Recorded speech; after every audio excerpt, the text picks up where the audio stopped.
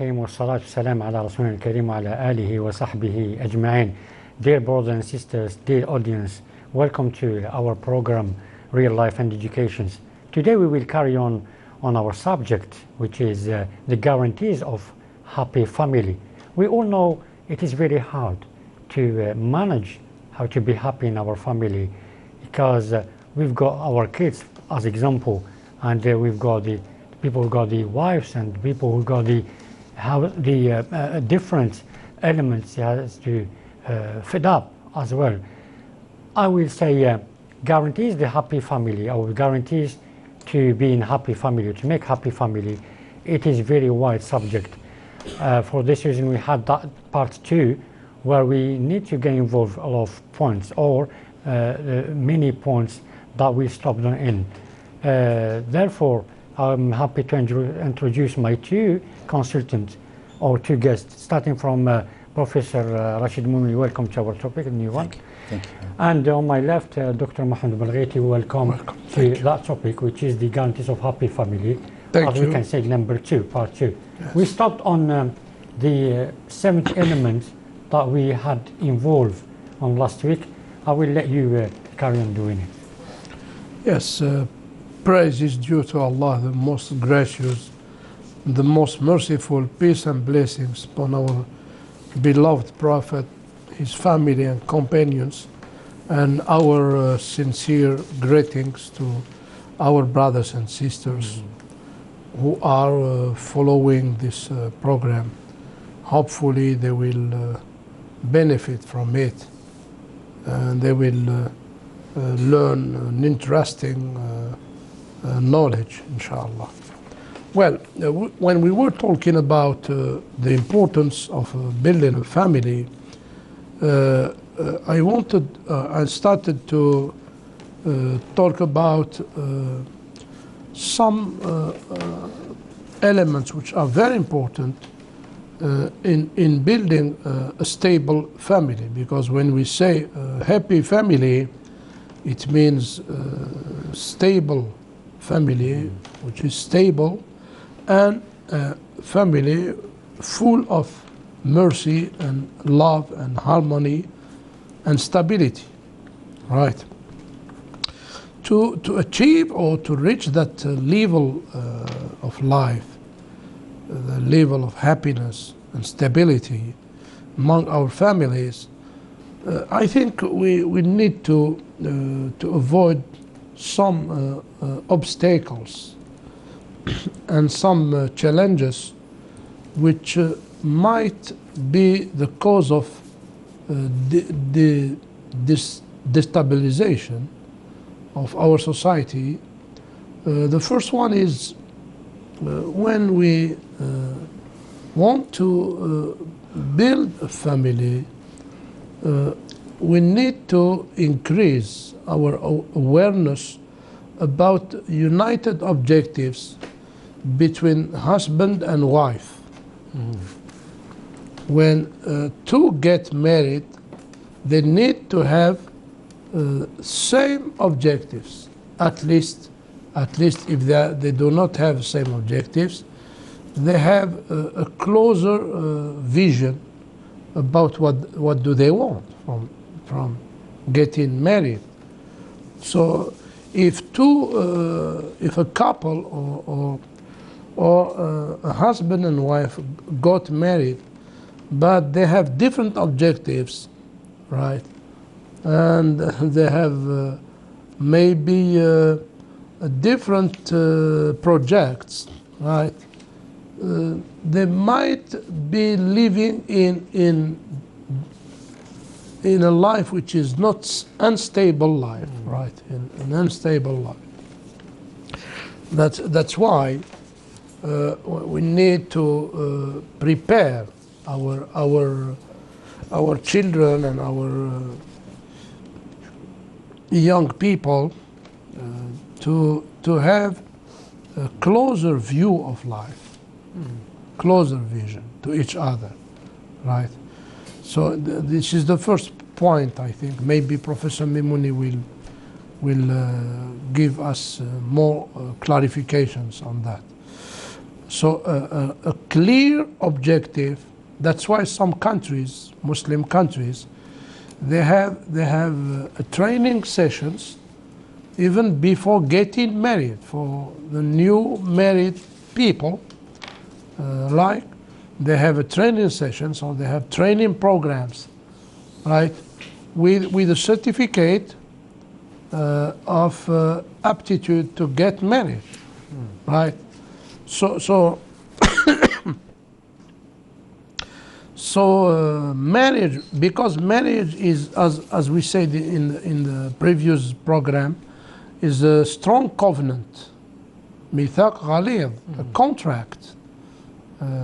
So both of a husband and wife, they meet to accomplish a civilizational project. And this is what was described in, yes. on the Sharia. The second element is that we need to understand that in a Muslim society, there is no conflict between male and female, as the Western culture maybe wants to convince some Muslims that there is always a war between a husband and wife, and there is a conflict, always a conflict between male and female. Yeah, in Islam, I think because they put the on the top. Yes. They put the benefits on the Yes, top. yes. It's the difference So between us. in a Muslim society, we have never had such problems during the Islamic civilization, right? We did not have such problems. In order to make that family is a war between husband and wife. Who will have the authority on the others, right? In Islam, it is clear. The Holy Quran says, الرجال قوامون على النساء بما فضل الله بعضهم على بعض وبما أنفقوا من أموالهم. This qiwama, this authority, it is because the husband is a reference, as I said maybe in the previous program, a reference to his wife and his children. Then children and the wife, when they see that they have a reference in the family, in the cell of family, they will feel secure. They will have a feeling of security and stability and psychological stability. I don't know if you agree with me. If this is what makes complementarity between the in relationship. That's between what the Holy Quran mentions when He said, وَاللَّيْلِ إِذَا يَغْشَى وَالنَّهَارِ إِذَا تَجَلَّى. As there is a complementarity between a day and night, there is a complementarity between a male and female. وَمَا خَلَقَ الذَّكَرَ وَالْأُنْثَى إِنَّ سَعْيَكُمْ لَشَتَّى. Even every one of them has its own characteristics and its own field of life, right? We cannot mix always those two fields and those specialities between husband and wife. And their own duties. Yes. Third obstacle is when we have an unbalanced evaluation, evaluation system. If we have a wrong evaluation of a husband and a true husband, and we have a wrong evaluation of a true woman, a wife, a successful wife, right, a competent wife, right, we will always face instability inside the family. The fourth thing is that we need to understand that the objective of building a family in a Muslim society is to live in harmony, في انسجام تام, a harmony between husband and wife, between the two families. Then we have the sixth point is a lack of education. Many Muslims think that education means providing materialistic needs to our children and our family members. Actually, education doesn't mean that. It means deeper than that, more than that. Education means to prepare our children to provide a climatic, provide a stable climate where we are going to help leaders to grow, to prepare the future leaders. This education doesn't mean providing materialistic needs only. It means more than that. It means providing a secure, a stable climate to educate teachers, doctors, pilots, engineers, politicians, experts, specialists in different fields of life. This is what family means. And this is what education means, actually. Before getting to the other points, yes, I've got questions to Professor Rashid Mimouni. Yes, please. I can resume what Dr. Blagit already said, and I can summarize what he already said. In one of the questions it will be addressed to you, which is the happy family has to be before the marriage. I mean, before, when we get the project of marriage, if I can understand what you already said, means it doesn't make sense you will have be after the marriage, but you will get ready, having a plan. Are you agree with me about these points?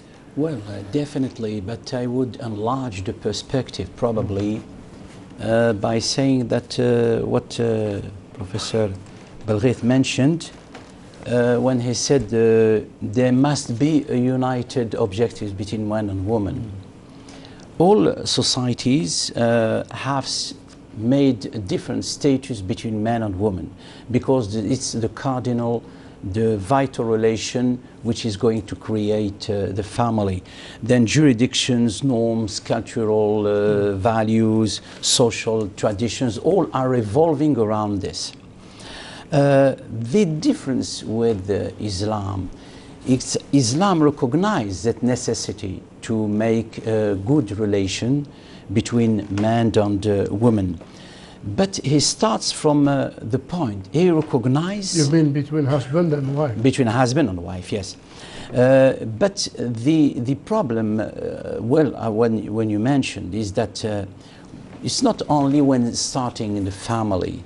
When starting family, all the processes relating from founding the family, establishing relation with spouses, has been disturbed by the changes that are operating in society. Raising age of marriage, different aspirations between men and women, new objectives of the family. Family, for example, in the traditional, it was related with the aqarib, with the relatives. Now it is more related with values of success, achievement, autonomy, concentrated. Yeah, but the husband and wife should be ready to get to, to pass all the obstacles. Because we already said it is a project. When you do the project, yes, you have to plan for it. And because in any project, you know, you will have obstacles, you will be interrupted. Well, when you have criteria, there are basic criteria. Some are universal, like beauty, attraction, yes, social norms, homogamy between norms. Then others are specific to Islam. When he says, last show you mentioned, for example, the moral education, religious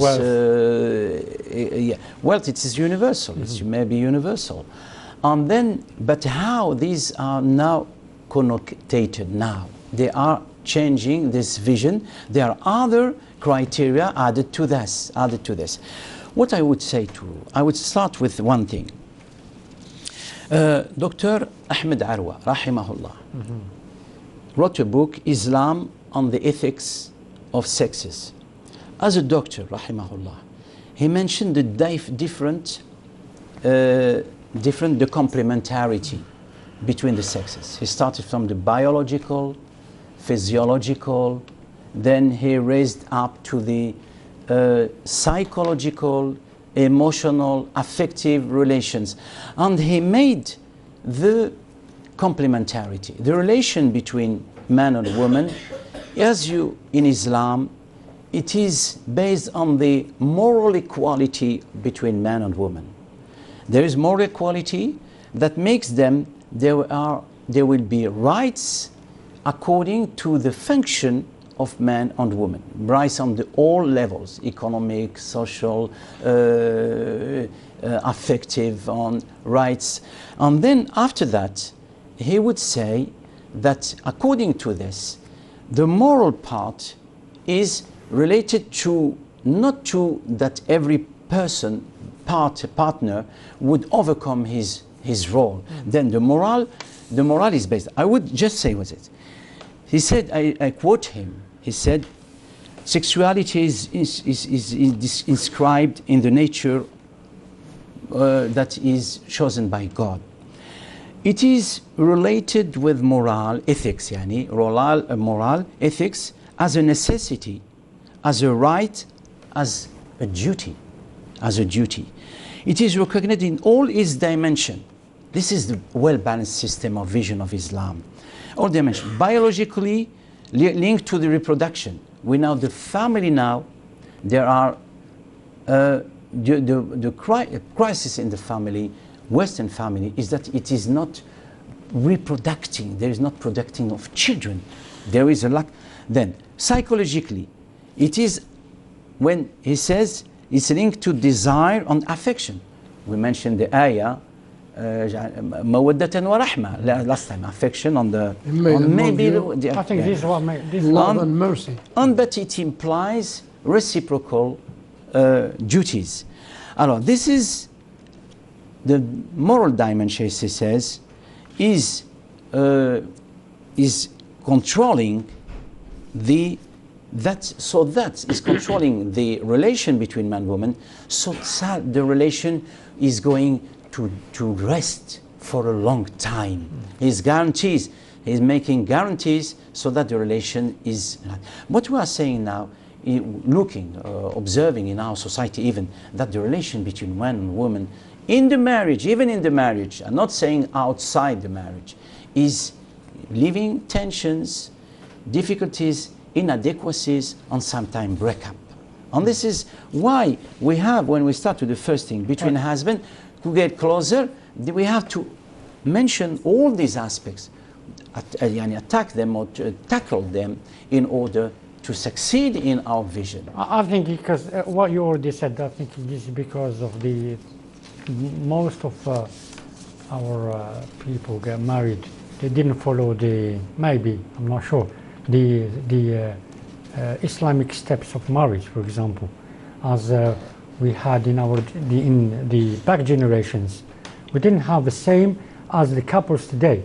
It may be, I'm not sure, but maybe when you go to the courts and you see the number of couples who divorce, you will find most of, if it's not all of them, but most of them, they had broke up just after the marriage, maybe 1 month or nearly 15 days, just because we don't know, but the steps of the marriage or the project of the marriage, it wasn't built up on the right way as Islam called us to do it. I will let you carry on that. Brother, I think, of course, from my humble experience,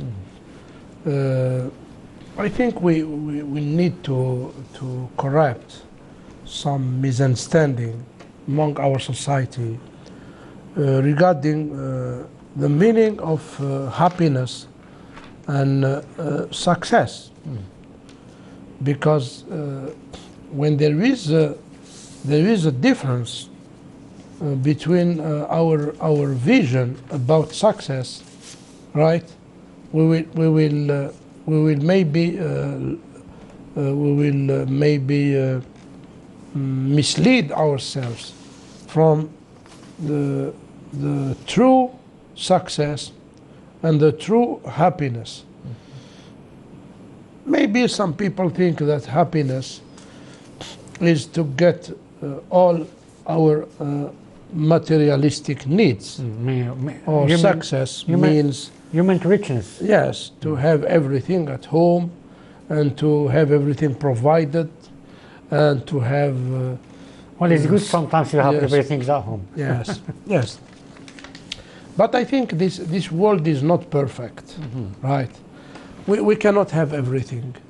Either you have righteous wife or Haraitus husband, and you have well-educated children, or you have money, or you have time, or you have knowledge, or you have health, right? You you are healthy. You can maybe be wealthy also. This world is not perfect. We cannot have everything. But I think now we need to see what are our priorities to guarantee a happy family, right? First of all, we need to define what is success and what is happiness actually, right? The whole, maybe I have mentioned in some of our previous sessions, the Holy Quran says, فَمَنْ زُحْزِحَ عَنِ النَّارِ وَأُدْخِلَ الْجَنَّةَ فَقَدْ فَازَ. The Al-Quran defined, gave us the correct aspect of happiness, right? The one who will be saved from the hellfire on the day of resurrection is the happiest person. فَقَدْ فَازَ is the winner.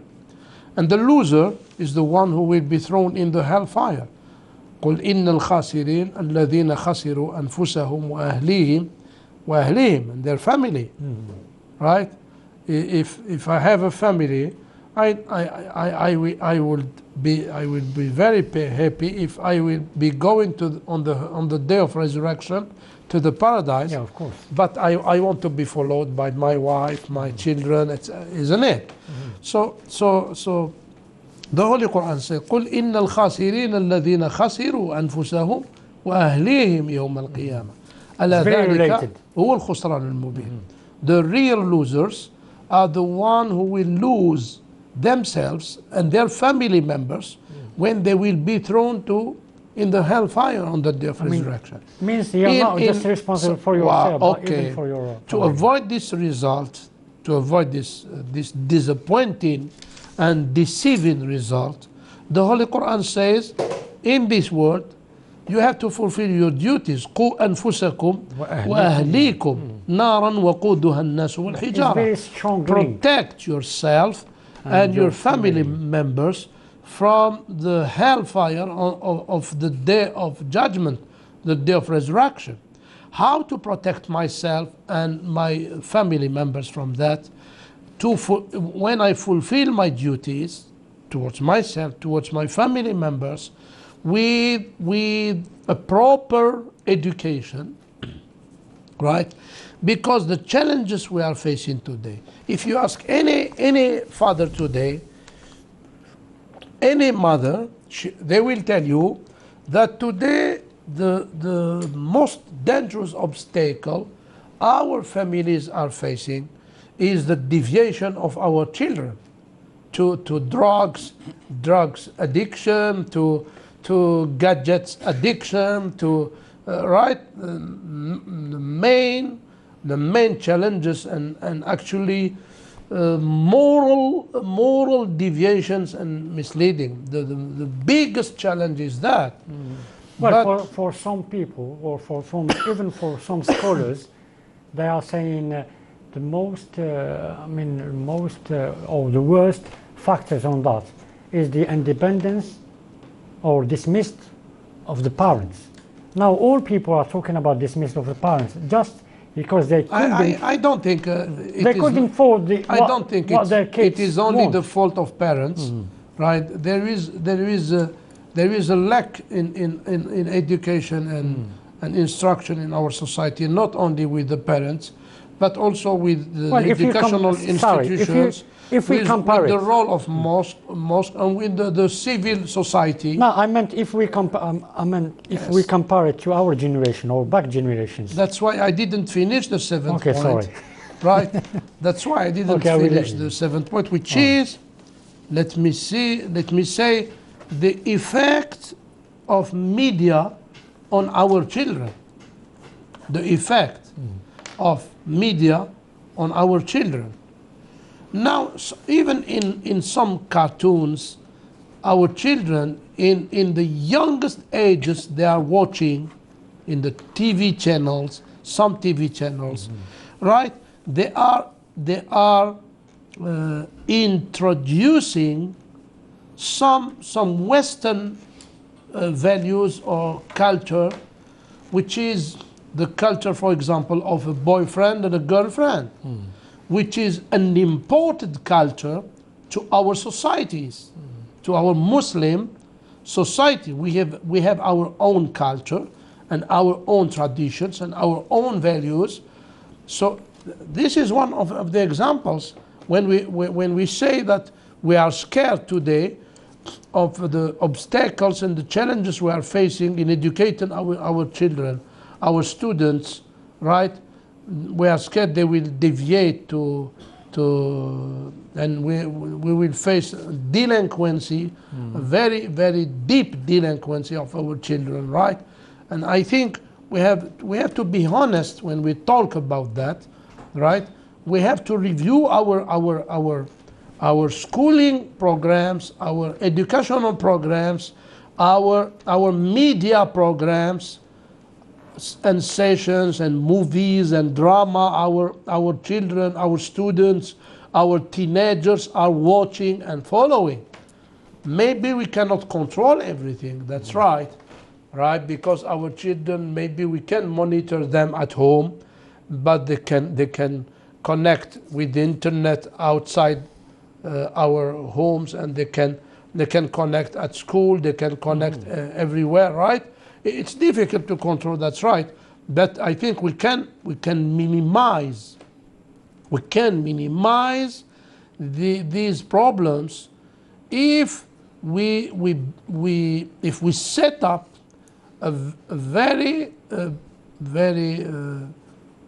good educational programs, and if there is a complementarity between family, parents and schools and mosques and the civil society. We already talked about the educational system last 2 weeks, I think. Yeah. The question is, I don't know if you, I didn't want to disappoint you, but I've got the question, which is, even where we were young and the kids, we had the TV, and nothing's happened to us. Professor Rashid Mimouni, I said, maybe even with the TV, we didn't had that problem. What do you think? I'm just answering the reason why you're talking about. I'm talking about 30 years later, yes, or 40 years later. Well, maybe. I return. I know you agree with me. No, I want to complete about one thing about spouses. I complete just slowly about. Now parents, you were speaking about parent dismission. It is dismission. يعني انسحاب الآباء عن التربية. استقالة. That's it. When we have to say that the missions that are attributed to the parents are over their capacity. They have not been prepared for this. You were mentioning, for example, radio, television.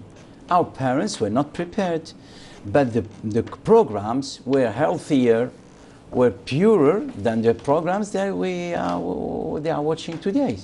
Yes. They are. Alors, the thing is that then the parents had maybe different roles. They are interverting their roles. Often the parents, this is they have been between them, their roles. There are conflict roles between parents. There is conflict in sociology and in psychology.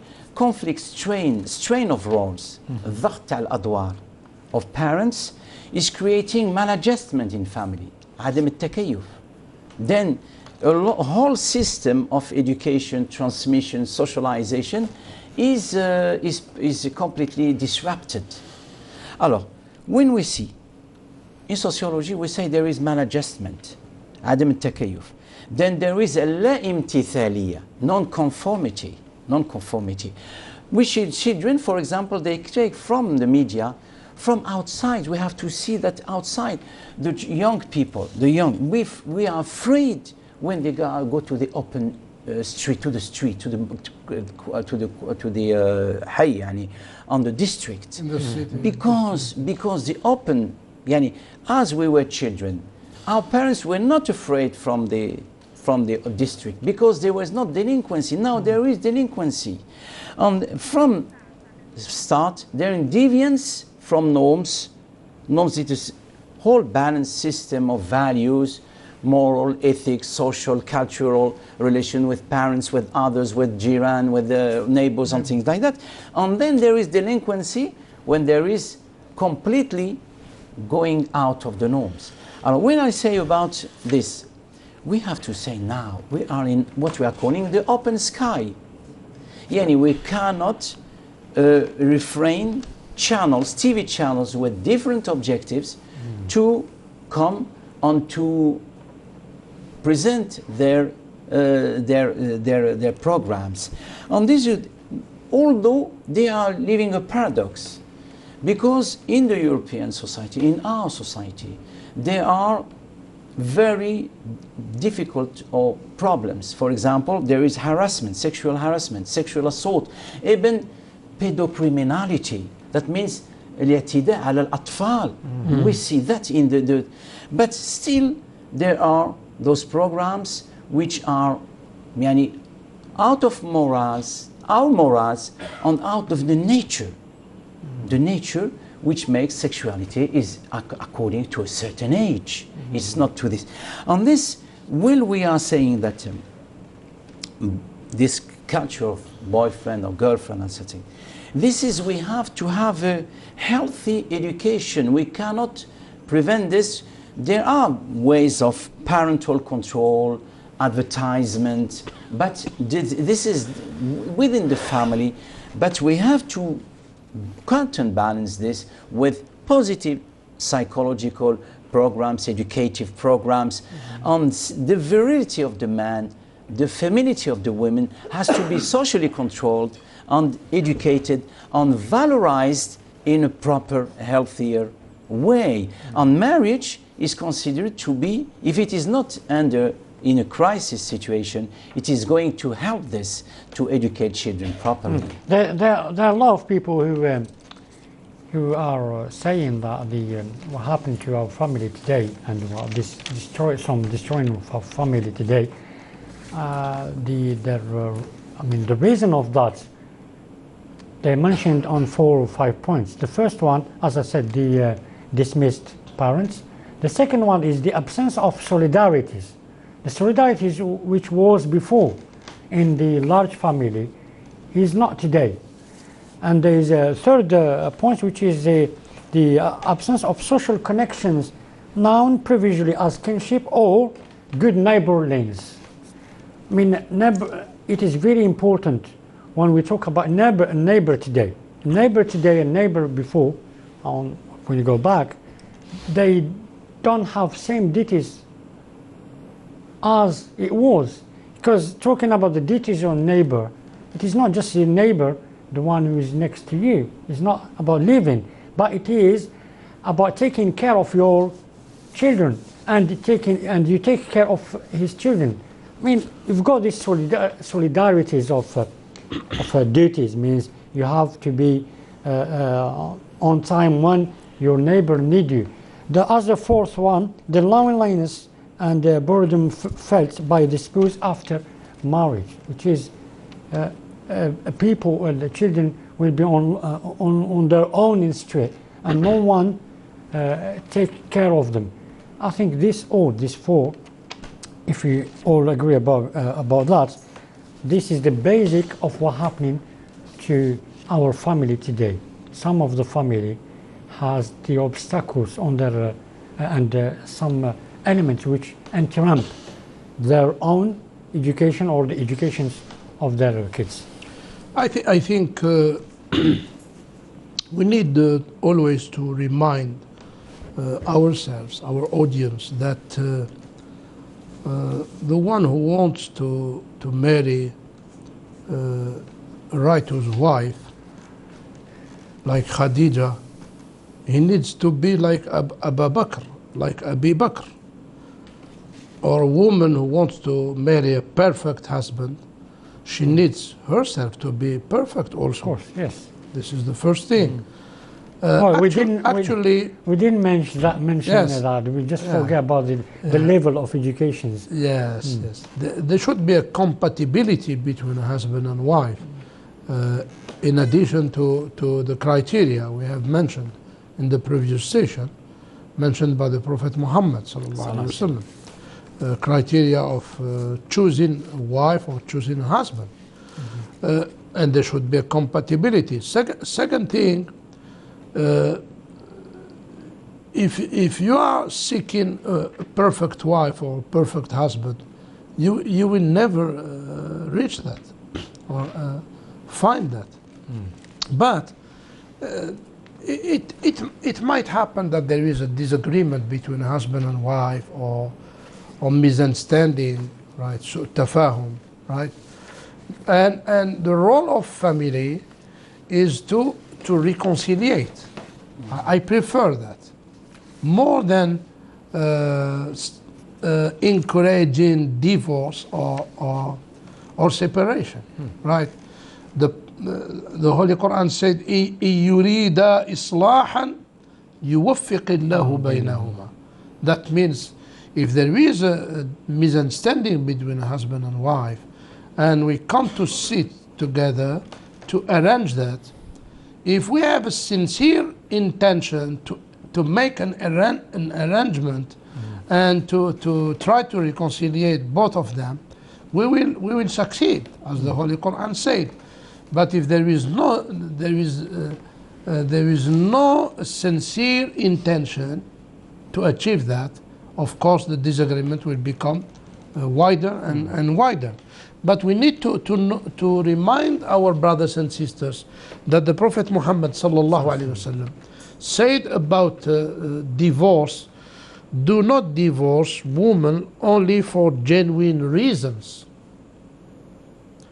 The one who, because some of our young people, they think that he can marry a woman in the summer, and he will divorce in the winter, right? They think it's just easy like that.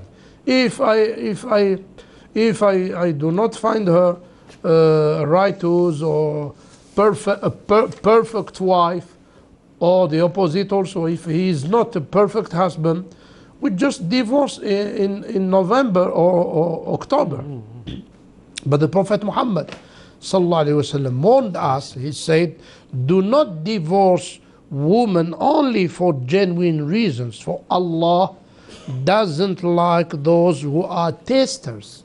الذواق لعن الله الذواقين والذواقات. Testers who enjoy one partner for a while. الذي يذوق يريد أن يذوق لوقت مؤقت أو يتزوج لوقت مؤقت. Who wants to get married just for desire, that's all, right? One partner for a while, then shift to another, and so on. This is a hadith of the Prophet Muhammad sallallahu alaihi wasallam. That means we need to understand, if we believe strongly, if actually we had the intention to get married, to invest for a permanent life, a permanent project, a civilizational project, to prepare the elite needed by our ummah, our nation, our society, leaders and scholars and experts and specialists, etc. This is a civilizational project, and for that, for this noble objective, right? Of course, we might quarrel sometimes between each other, but I think we need to ignore some mistakes between each other. Otherwise, we will not achieve this noble project at all. Well, you have to accept some excuses, because sure. You can't do it. You can't every time having mistakes, or you have to get a problem for it, or divorcing. Mutual consent. Because there are a lot of people who do that divorce just because of some mistakes. But this is a human being, and he is, he's mistaken sometimes. But what you need to do, sometimes you have to excuse. You have to take your temper low. As I said, we already talked about the which is absence of solidarities, absence of connections, and today we we need to get involved the large family, which is extensions, family of extensions, or extensions family, and the nuclear family, which is the family of the couples. If we see that as you are a sociologist, what can we conclude about that large and nuclear family? I just want to one thing. There are persons who observed this, researchers, about this even since the same 70s in Algeria, particularly. Professor Mohammed Swedi, rahimahullah, who was a sociologist at the university. Who's got that book of Muqaddimah fi al-Mujtama al-Jazairi. He said he spoke about the migration of rural families to the cities. He was anticipating there were a lot of changes of this. On this happened. For example, if we take the youth, at the time it was authoritarian education. On the youth at that time, they are, according to their ages, they are constructing their personality. They are building their personality. And then they are requiring now outside reference models now, and to adapt to them, adapt to the group, and to adapt to a new subculture of the youth. It's why there is no communication between parents. We don't know what they are doing, what they are thinking sometimes. For example, Professor Rahmani Anissa, who is also sociologist, is speaking about adolescents. Adolescent sociologists and psychologists are speaking about adolescents. It's a special psychology age, troubled, and is speaking about delinquencies. He made a doctorate between delinquent adolescents, between responsibility and fatality. One of her conclusion is saying the town framework is creating new needs, and the new needs, increasing needs for the youth, and it is needs related with consumption. The youth is something. Then the values of the youth is completely changing. And this is why we are saying about it. One thing maybe if time is running, I would say one thing very, very important is about there are now on the legal point, as our society is linked with legal ties, there are differences between the referential in the family, within the family, the traditional reference. You mentioned the traditional family, for example, extended family, national, and now there are international rules that are included in our legal system, which are pervading within the United Nations based on a vision related with the gender, which is the opposition between man and woman. There are new models of family. They are accepting, for example, the family composed of the same sex, man on man and woman on woman. Then this is a challenge, because it is, although we have to adapt with them. For example, the uprising of in Algeria, education, work, the legislation is not favoring, it is equal between man and woman.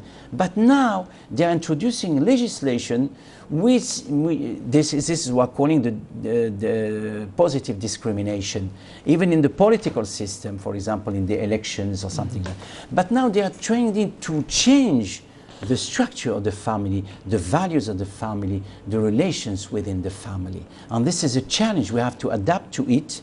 Those references. Well, there are a lot of obstacles. We didn't talk about it, especially when we talk about the life conditions, for example, which definitely, which can guide or draw the family to be destroyed. And we've got a lot of elements we didn't get involved in, just because well, we didn't have time.